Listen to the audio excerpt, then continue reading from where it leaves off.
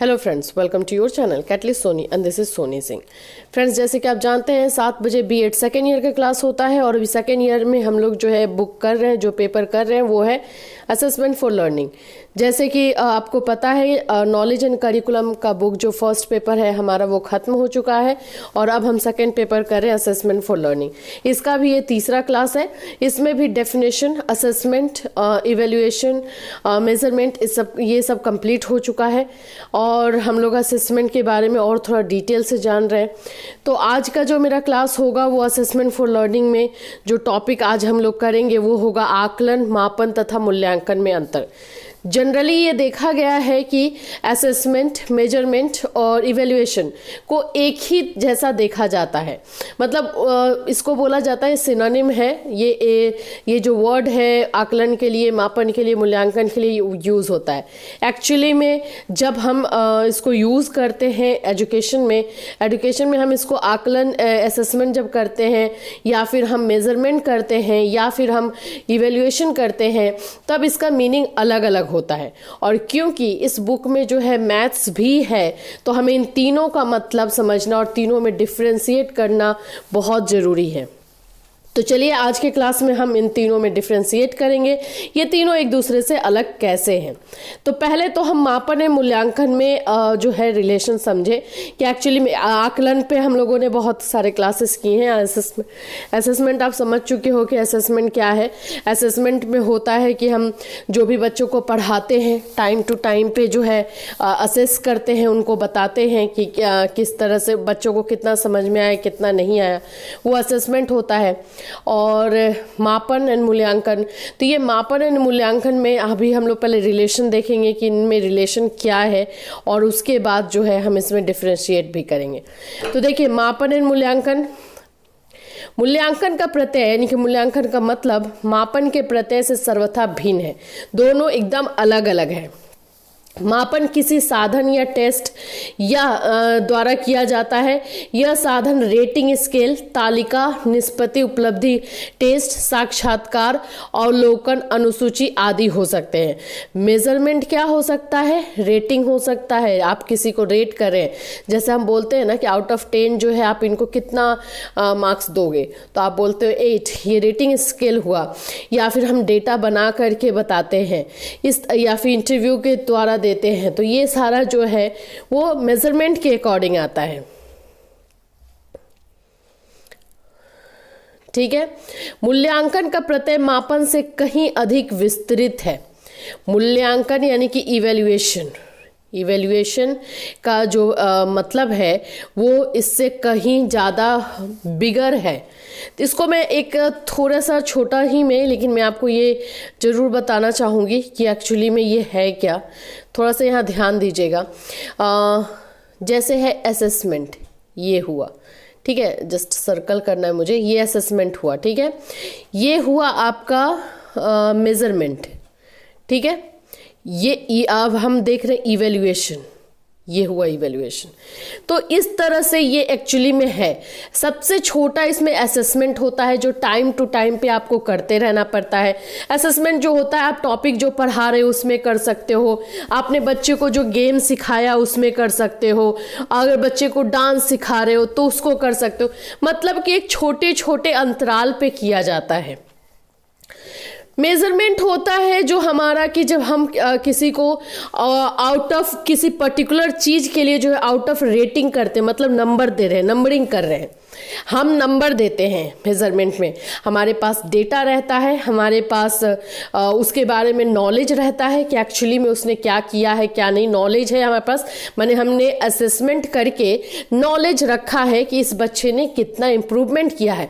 और उस नॉलेज के थ्रू जब हम मार्किंग करते हैं, जब हम रेटिंग देते हैं, जब हम रिपोर्ट कार्ड बनाते हैं, तो उसको हम मेजरमेंट बोलते हैं। तो हमारा अगर पूरा देखा जाए कि हम बच्चे को पढ़ाने के बाद उसके बारे में जो जानने का हमारा प्रोसेस है, तो सबसे पहले असेसमेंट है, उसके बाद है मेजरमेंट जिसमें हम रेटिंग या मार्किंग करते हैं, तीसरा हमारा इवेल्युएशन है। इवेल्युएशन में दोनों एक्चुअली आते हैं, असेसमेंट भी आता है और मेजरमेंट भी आता है। इवेल्युएशन एक बहुत बड़ा एरिया है जिसमें हम बच्चे के ओवरऑल डेवलपमेंट के बारे में मूल्यांकन करते हैं। चलिए थोड़ा सा इवेल्युएशन के बारे में जानते हैं। इवैल्यूएशन उद्देश्य पूर्ण होता है तथा दिशा निर्धारित करता है। अनेक बार शिक्षक अध्यापक छात्र अध्यापक को अनेक अनुभव के आधार पर जानकारी देने का प्रयत्न करता है, जिससे कि हम परिस्थिति का मूल्यांकन कर सकते हैं। मूल्यांकन का आधार सदैव उद्देश्य होता है। उद्देश्य इस बात का निर्णय करते हैं कि अध्यापक शिक्षा का कार्यक्रम कैसा होना चाहिए तथा छात्र अध्यापक और कितना प्रयत्न करे। इसके आधार पर ही अध्यापक अपने छात्रों को दिशा निर्देश देता है। पाठ्यक्रम का निर्माण करता है। करते समय भी हम पहले उद्देश्य को निश्चित करते हैं, फिर उद्देश्य की प्राप्त करने के लिए प्रयत्न करते हैं। इस प्रकार उद्देश्य पाठ्यक्रम निर्माण का कार्यक्षेत्र निर्धारित करते हैं और अंत में उनका मूल्यांकन किया जाता है। तो मूल्यांकन वाइडर रूप है, इसमें हम पूरी तरीके से एक रिजल्ट पे, एक बोल सकते हैं कि परिणाम पे पहुंच जाते हैं।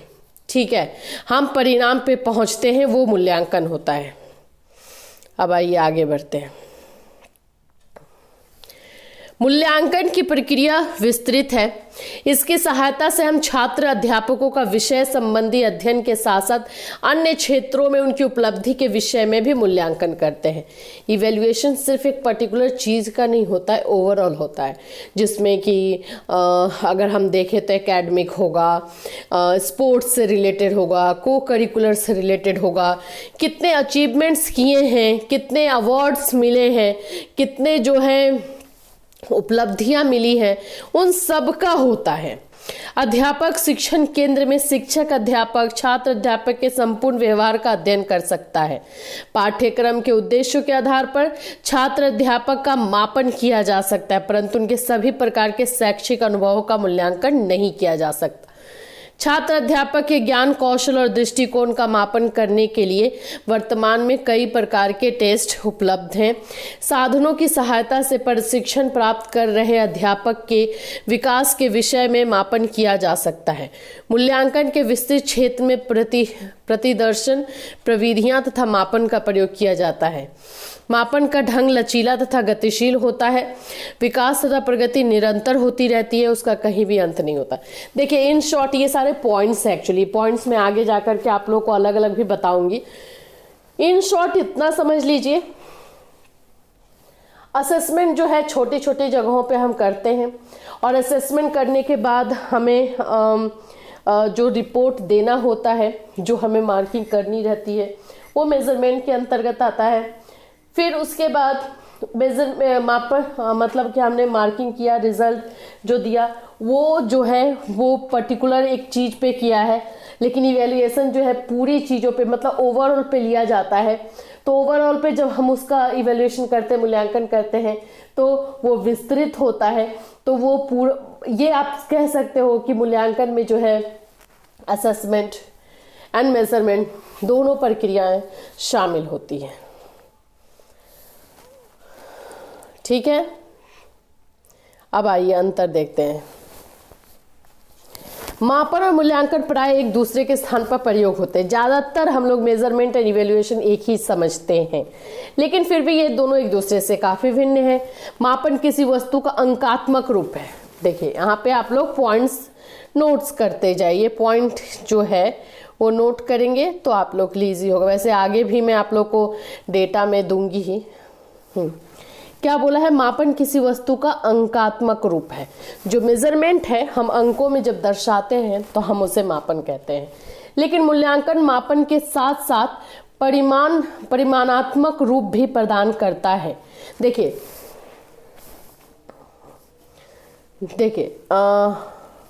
मापन में क्या हुआ कि हमने आउट ऑफ 10 जो है किसी भी बच्चों को 9 दे दिया।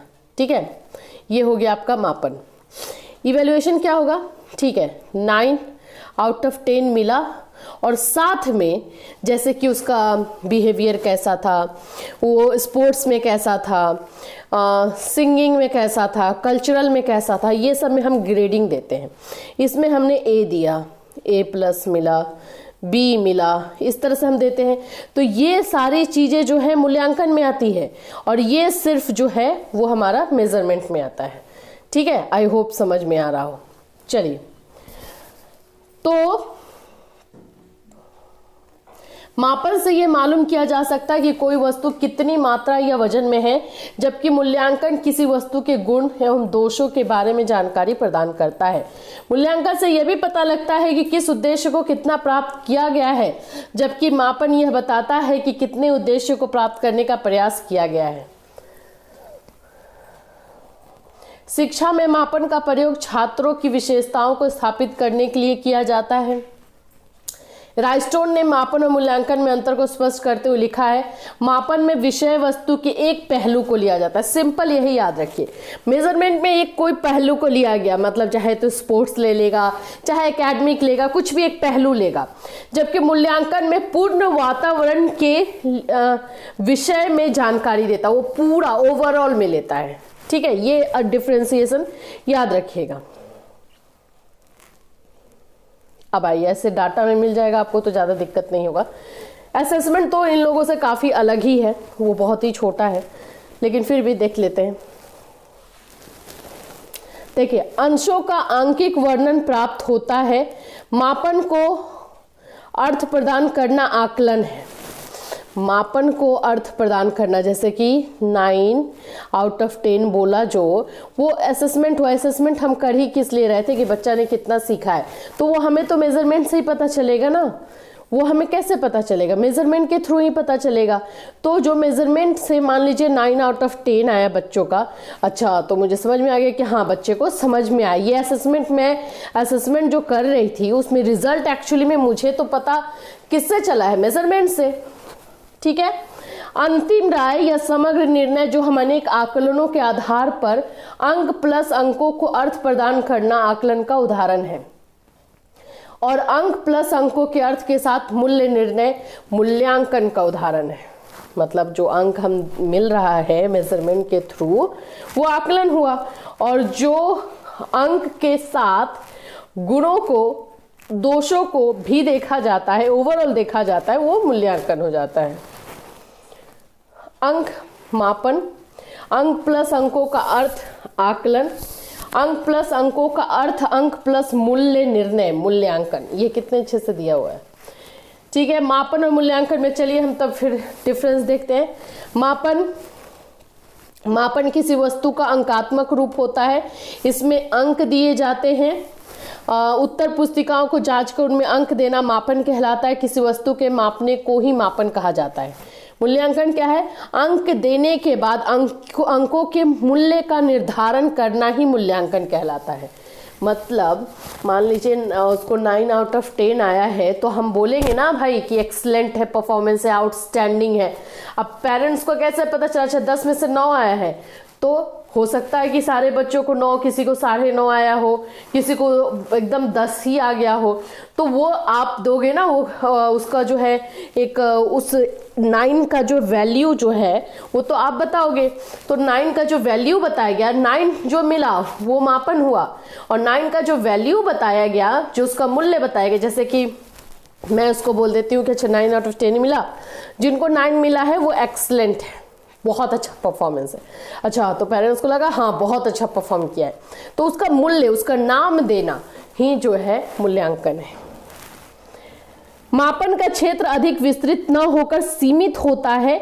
इसके अंतर्गत गणित एवं व्यावसायिक रुचि जैसी कुछ ही परीक्षाएं सम्मिलित की जाती है, जिनका उद्देश्य वर्तमान की आवश्यकताओं को पूरा करना होता है। मूल्यांकन क्या है? मूल्यांकन का क्षेत्र बहुत विस्तृत होता है। इसके अंतर्गत समूह व्यक्तित्व की परीक्षा ली जाती है। किसी भी व्यक्ति के मूल्यांकन के लिए उसके मानसिक, शारीरिक, संवेगात्मक एवं अन्य पक्षों का मूल्यांकन किया जाता है। इस प्रकार इसमें कई प्रकार की परीक्षाओं का समावेश होता है। इसमें सिर्फ और सिर्फ ना ही फिजिकल, ना ही मेंटल, ना ही इमोशनल, इसमें सभी का लिया जाता है मूल्यांकन में। सभी का परीक्षा लिया जाता है, सभी का जांच किया जाता है, वो मूल्यांकन होता है। तीसरा पॉइंट क्या है हमारा, मापन के आधार पर किसी छात्र के व्यक्तित्व के संबंध में निश्चित धारणा नहीं बनाई जा सकती, क्योंकि इसके अंतर्गत सीमित परीक्षाओं की व्यवस्था होती है, इसलिए किसी भी छात्र के बारे में निश्चित धारणा बनाने में कठिनाई आती है। मतलब क्योंकि इसका तो एक ही एग्जाम पे आपको मार्क्स दे दिया जाता है, तो इसलिए आप मान लीजिए कि मैंने आपको बताया कि इसका जो है मैथ्स में 80 आया है, 80 आउट ऑफ 100, ठीक है। तो आपको तो सिर्फ मैथ्स का पता चला ना, तो ओवरऑल बच्चे का परफॉर्मेंस कैसा है वो तो नहीं पता चला। तो इसीलिए इस पे एक ही एग्जाम के बेसिस पे जो है ये लिया जाता है, तो इसलिए बच्चे का पूरा कैसा परफॉर्मेंस है ये पता नहीं चलता है।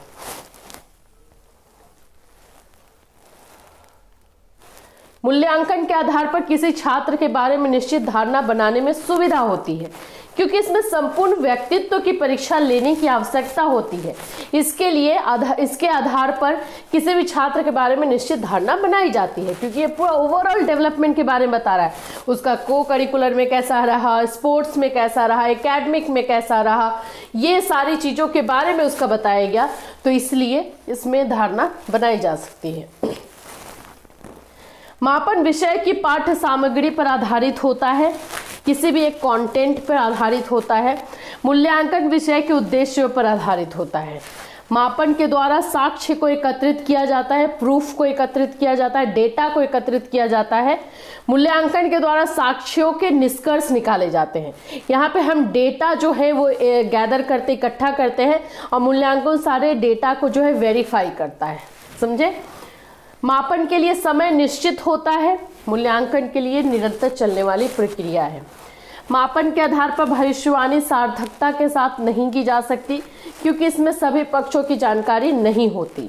मूल्यांकन के आधार पर भविष्यवाणी सार्थकता के साथ की जा सकती, क्योंकि इसमें सभी पक्षों की जानकारी होती है। मापन एक साधन है, कम परीक्षकों के कारण इसमें समय, धन तथा श्रम की अधिक आवश्यकता नहीं होती है। मूल्यांकन एक साध्य है, इसमें परीक्षाओं की अधिकता होने के कारण श्रम, धन तथा समय की अधिक आवश्यकता होती है। अब देखिए आकलन का महत्व, इम्पोर्टेंस ऑफ असेसमेंट। अच्छा, हम असेसमेंट क्यों करते हैं, क्या जरूरी है? निदानात्मक आकलन का निदानात्मक उद्देश्य छात्रों की खोज करना तथा उनका निराकरण करना है। निदानात्मक परीक्षण एक परीक्षा है जो छात्रों की उपलब्धि नापकर उनकी दुर्बलता को ज्ञात करती है। जैसे कि नाम ही है निदान, निदान दिलाना, मतलब कि समस्या से छुटकारा दिलाना। तो ये वैसा ही है, इसको हम डायग्नोस्टिक जो है बोलते हैं। तो इसका इम्पोर्टेंस आकलन का यही है कि बच्चों की समस्याओं को पहले आकलन करने के टाइम में हमें बच्चों की समस्याएं पता चलती है। बच्चों की समस्याएं पता चलती हैं तो हम उसे दूर करते हैं, तो ये आकलन के द्वारा होता है। दूसरा क्या है? प्रतिपुष्टि प्रदान करना, प्रोवाइडिंग फीडबैक। आकलन का उद्देश्य फीडबैक देना भी है। बच्चों का जो है, हम जब असेसमेंट ले रहे हैं तो हम उनको बताएंगे ना कि हाँ उनका परफॉर्मेंस ठीक रहा, अच्छा रहा, नहीं रहा, या फिर कहाँ कमी रही, कहाँ पे उनको मेहनत करना है, ये फीडबैक है। उन्नति नियोजन प्रमाण पत्र प्रदान करना, अगर बच्चे अच्छा कर रहे हैं तो उनको जो है सर्टिफिकेट देना। ग्रेडिंग प्रदान करना, मूल्यांकन आकलन का उद्देश्य ग्रेडिंग प्रदान करना भी होता है। ग्रेडिंग में विद्यार्थियों को उनकी शैक्षणिक उपलब्धि से संबंधित मूल्यांकन परिणामों को व्यक्त करने के लिए उन्हें पास फेल करने या पूर्णांकों में कितने प्रतिशत अंक प्राप्त किए हैं ऐसा बताने की अपेक्षा अक्षर ग्रेड यानी एबीसीडी का ग्रेडिंग का चला था ना, कि ग्रेडिंग जो है वो दी जाती थी बच्चों को, कि ग्रेडिंग के अनुसार जो है उनको मूल्यांकित किया जाता था।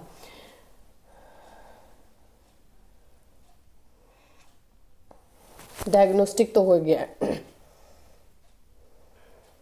6 नंबर, विद्यार्थियों की उपलब्धि का परीक्षण। विद्यार्थियों ने कितना क्या अचीव किया है उसका जो है इवैल्यूएशन। प्रगति की रिपोर्ट करना, मतलब जो अगर अच्छा किए हैं तो उसका रिपोर्टिंग करना, ये जो है असेसमेंट का काम है, असेसमेंट का इम्पोर्टेंस है। अब देखिए आकलन के सिद्धांत, ये किस सिद्धांत पे काम करता है? सबसे पहले assessment should be reliable and consistent, मतलब कि विश्वसनीय होना चाहिए, ट्रांसपेरेंसी होनी चाहिए, पक्षपात नहीं होना चाहिए। ऐसा नहीं है कि एक बच्चे को हम फेवर करें, एक को जो है डिमोरलाइज करें, इसको डिकरेज करें, ये सब चीज़ें नहीं होनी चाहिए। ये कंटिन्यूअस प्रोसेस भी होना चाहिए, मतलब चलते रहना चाहिए। आकलन के बारे में सूचना स्पष्ट होनी चाहिए, जो भी इंफॉर्मेशन देना है रिलेटेड टू आकलन, रिलेटेड टू असेसमेंट, वो क्लियर होना चाहिए। स्टूडेंट्स को क्लियरली समझ में आना चाहिए, स्टाफ को, टीचर्स को, सबको सही तरीके से समझ में आना चाहिए, ताकि उसका इम्प्लीमेंटेशन जो है सही तरीके से हो सके। आकलन वैध होना चाहिए। आकलन वैध होना चाहिए। वैधता यह सुनिश्चित करती है कि आकलन कार्य पर्याप्त स्तर पर अधिगम परिणाम प्राप्त करने के लिए विद्यार्थियों का आकलन करता है। आकलन समावेशी तथा निष्पक्ष होना चाहिए, जो है पक्षपात नहीं होनी चाहिए, सबके लिए सेम होना चाहिए। ऐसा नहीं कि कुछ स्टूडेंट को आंसर बता दिया जाए, कुछ को जो है इजी क्वेश्चन दे दिया जाए, सभी के लिए इक्वल होना चाहिए और पक्षपात नहीं होना चाहिए। प्रत्येक आकलन कार्यक्रम में निर्माणात्मक तथा संकलनात्मक आकलन शामिल होना चाहिए। आकलन से संबंधित सभी कार्यक्रम में निर्माणात्मक तथा संकलनात्मक आकलन को शामिल किया जाना चाहिए। निर्माणात्मक मूल्यांकन तथा संकलनात्मक मूल्यांकन दोनों साथ साथ चलते हैं। निर्माणात्मक क्या होता है? Formative and summative. फॉर्मेटिव मतलब कि जो आप 1 महीना, 1.5 महीना, 2 महीना पे लेते हो, एक टाइम, बहुत शॉर्ट टाइम में लेते हो, जिसमें कि कम चैप्टर दिया जाता है। और जो हमारा समेटिव होता है वो जो होता है लॉन्ग, मतलब उसमें लगभग 2 समेटिव होता है, essay1, essay2, जैसे टर्म 1 टर्म 2 है, तो उसमें आधा आधा बुक, यानी कि half part of book essay1 में and rest of the part of the book जो है essay2 में, ऐसे लिया जाता है, उसको हम लोग बोलते हैं। और ये दोनों साथ साथ में होना चाहिए। ऐसा नहीं कि सिर्फ हम समेटिव ले रहे हैं तो उसका ज़्यादा फायदा नहीं होगा, सिर्फ हम फॉर्मेटिव ले रहे हैं तो उसका भी ज़्यादा फायदा नहीं होगा। आकलन विषय से संबंधित होना चाहिए, जाहिर सी बात है, जो विषय का आप असेसमेंट करवा रहे हो वो सब्जेक्ट से रिलेटेड होना चाहिए। तो ये रहे आकलन के सिद्धांत। कौन कौन से? बहुत इंपॉर्टेंट है ये आकलन का सिद्धांत, ठीक है। 6 है, ये यहाँ पे आपका नोट्स बन गया। एग्जैक्टली जैसा नोट्स है आप उसको यूज़ कर सकते हो, कोई भी चेंज करने की ज़रूरत नहीं है। और ये डेटा आपका है डिफरेंशिएशन का, ठीक है। ये सारा आप यूज़ कीजिए, नोट्स ज़्यादा आपको डिफ़िकल्ट नहीं होगा। उतना ही लाया गया है जितना आपको लिखना है, कुछ भी चीज़ एक्स्ट्रा मैं नहीं ला रही हूँ, बीच बीच में से मैं उसको कट कर देती हूँ और जो आपको लिखना पड़े वही मैं लाती हूँ। तो फ्रेंड्स, फिर हम मिलेंगे नेक्स्ट क्लास में, इसी चैप्टर को आगे बढ़ाएंगे। और जैसा कि मैं बोल रही हूँ, इंग्लिश स्टूडेंट्स प्लीज़, इंग्लिश में भी यहाँ पे दिया हुआ है तो इसको चाहे तो आप एक्सप्लेन कीजिए, और नहीं तो प्लीज़ कुछ वेट कीजिए। मैं जो है आप लोगों के लिए इंग्लिश में अच्छा कंटेंट एक साथ ही दूंगी, और कुछ दिन और वेट कीजिए, उसके बाद से आपको इंग्लिश का भी कंटेंट मिलेगा। अभी कुछ रीज़न है क्योंकि जो मैं दे रही थी उससे मैं सेटिस्फाइड नहीं थी, लेकिन हाँ, मैं कुछ दिनों के बाद आपको इंग्लिश में भी दूंगी। तो फिर कल मिलेंगे friends. Till then have a nice day.